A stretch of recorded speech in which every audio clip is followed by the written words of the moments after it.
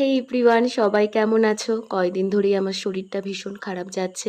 আমার গলার অবস্থা শুনেই তোমরা বুঝতে পারছো।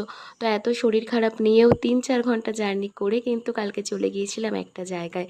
তো বাড়ি থেকে বেরিয়েই ফার্স্টে আমি, যিশু আর বাবা চলে গিয়েছিলাম একটা দোকানে।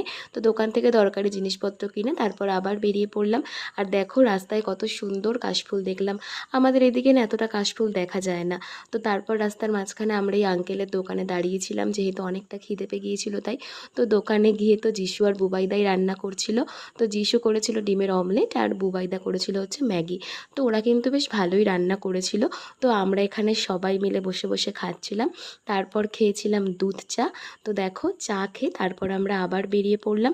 তো আমরা কোথায় গিয়েছিলাম সেটা জানতে হলে কিন্তু দেখতে হবে আমার নেক্সট ব্লগ। আর তোমরা কিন্তু অবশ্যই জানিও এই ব্লগটা কেমন লাগলো।